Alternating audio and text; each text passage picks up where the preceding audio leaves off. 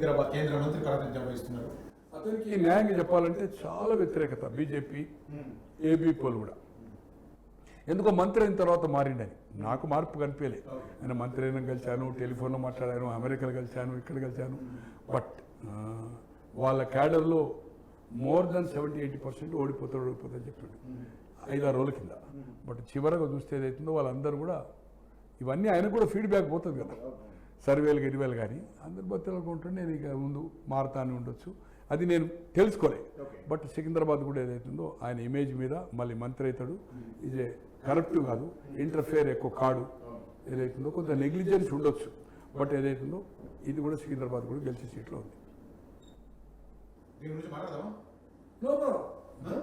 హైదరాబాద్లో అంటే subject correction కొన్ని ప్రచార సాధకాల్లో నేను ఓటర్ లిస్ట్ చూడాలంటే ఒక నిమిషం ఇప్పుడు కూడా తెప్పించుకోవచ్చు, 1 minute వస్తుంది మనకు. 17 లక్షల ఓట్లు 11 ముస్లిమ్స్ 6 హిందూ అని వచ్చింది.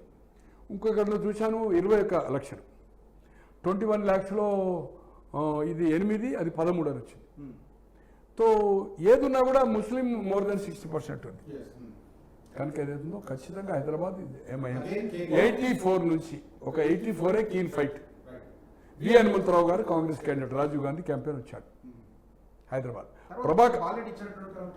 ఒక్క నిమిషం, ప్రభాకర్ రెడ్డి అదే చెప్పని ప్రభాకర్ రెడ్డి అని హౌసింగ్ బోర్డు చైర్మన్ ఉండే రంగారెడ్డి జిల్లా వాసి 30,000 తోటి ఓడిపోయాడు, 30 తోటి ఓడిపోయాడు. ఫైట్ అయింది. ఇక తర్వాత ఎప్పుడు ఫైట్ లేదు, ఎప్పుడు 1,00,000, 1,50,000, 2 లక్షలు. అంటే రూరల్ అంతా వన్ సైడ్ బీజేపీ కొడుతుండే, కాంగ్రెస్ డిపాజిట్, టీడీపీ డిపాజిట్.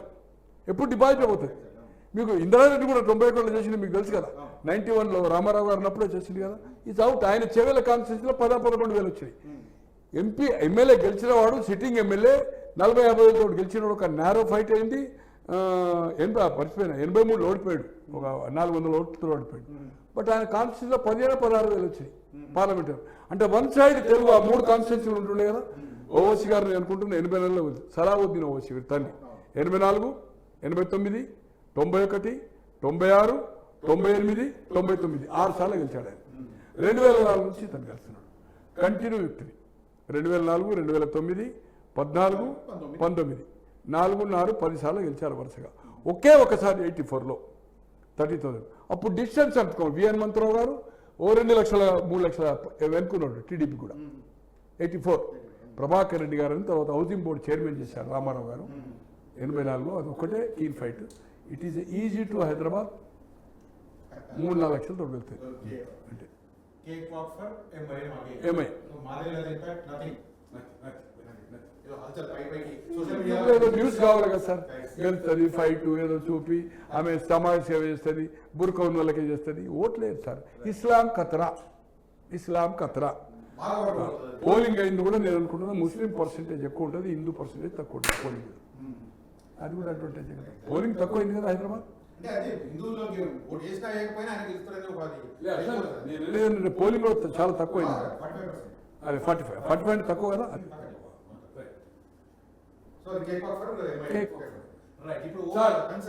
7 నుంచి 9 బీజేపీ. 7 నుంచి 9.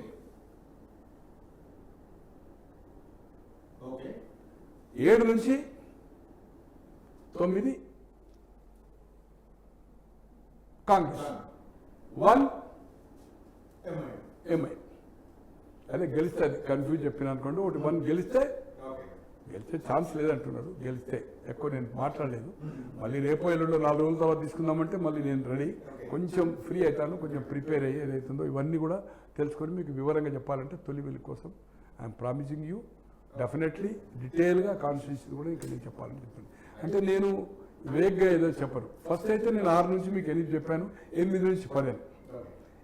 మెదక్ ఒకటే గెలుస్తుంది, అది ఆ 3 మీద ప్రొవైడ్, అది రాకపోతే గెలవదని చెప్పాను. ఒకటే మేము అంటే నేను మేధావిని కాదు. ఇదే ట్రెండ్ మీరు ఇంటెలిజెన్స్ కానీ పలు సర్వేలు కానీ ఎవరిని అడిగినా ఇదే రిజల్ట్ వస్తుంది. కానీ బీజేపీ వాళ్ళు ఏమంటారు, మేము డబుల్ డిజిట్ అంటారు, కాంగ్రెస్ మేము డబుల్ డిజిట్ అంటారు. కానీ మీరు న్యూట్రల్ అడిగినప్పుడు ఆఫ్ ద రికార్డ్ అంటే ఇండివిజువల్ అడిగినప్పుడు మాత్రం ఎమ్మెల్యేలు మంత్రులు కూడా కాంగ్రెస్ కానీ బీఆర్ఎస్ వాళ్ళు కానీ మాకేం రాదని వీళ్ళు చెప్తారు, మాకు అంతే 7 నుంచి 9 అంటారు. బీజేపీ వాళ్ళు కూడా 7 నుంచి 9 అంటారు.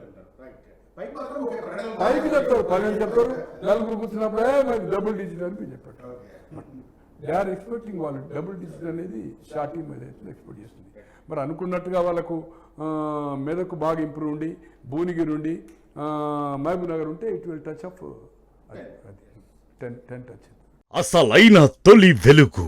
ఫాలో వాట్సాప్ @తొలి వెలుగు అఫీషియల్.